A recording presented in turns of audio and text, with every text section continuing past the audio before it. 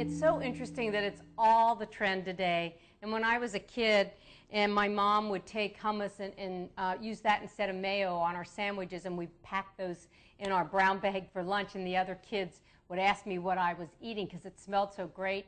I'd be real embarrassed, and I'd say Lebanese mayonnaise. But you know what? We have really come full circle. Hummus is probably one of the best things you can eat, and it's very expensive in the delis or at the grocery. I'm going to show you how to make your own, an old family recipe that's delicious and really easy. You want to start off with a can of chickpeas, sometimes called chichi beans, garbanzo beans, full of calcium. Any bean is really good, helps pull cholesterol out of your body. All I do is drain them. You don't need to rinse them. Now you can do this by hand like my mom used to do, but I'm going to do it in a food processor because I like it very smooth, but you can get smoother as chunky as you want. And to that, you're going to add a teaspoon of minced garlic. Oh, that smells so good, more or less. Remember, this is to your taste. Now, garlic's good for your heart, so I may add a little more than a teaspoon. And 1/4 cup of lemon juice. And you know, you can freeze lemons. Let me tell you a great trick. When you buy lemons in the store, and if they're ever on sale, take your lemon whole, unpeeled, like this. Put it in the freezer. Freeze it hard, uncovered.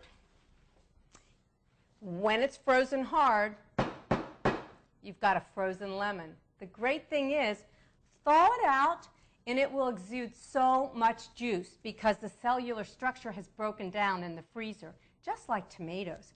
And also, if you're going to zest that frozen lemon, zest it before, of course, you cut it in half and while it's still fairly frozen.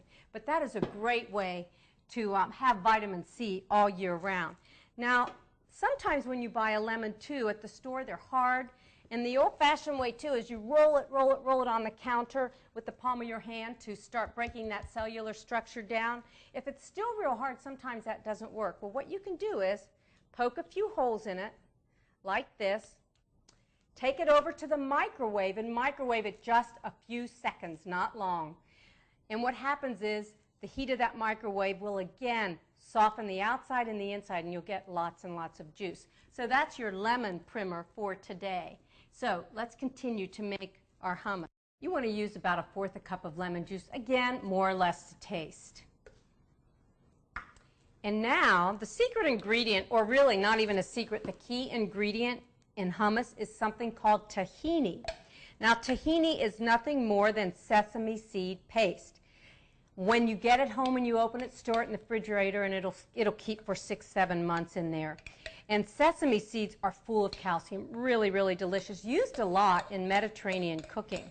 So you want to use anywhere, about 3 tablespoons or so.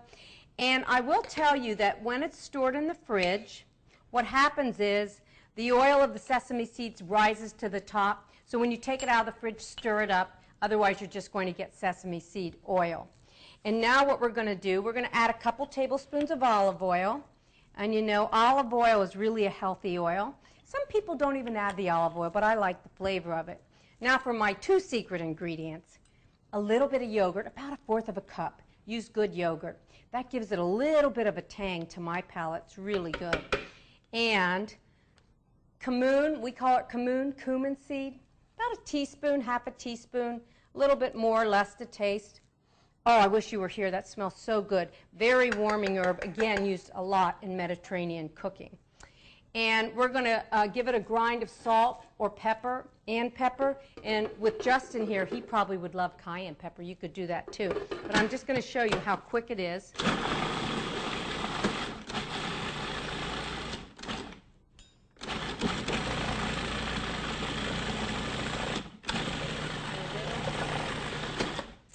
Well, you know what? That is done. What I'm going to do now is I'm going to pour it in a bowl, season it with salt and pepper, and we're ready to eat. It only took a couple, not even 2 minutes in the food processor. And if you notice, mine is chunky, but you can make it smooth as you want just by continuing to process it more. And some people do this in the blender as well. Now I say the only downside to hummus is the color, because it's sort of brownish. So what we're going to do is we're going to gussy it up a little bit with some fresh parsley. And sometimes, let me do this too. At home, what I'll do is right before I serve it, drizzle it again with some extra virgin or pure olive oil. Okay, there you go. Really hummus in a flash.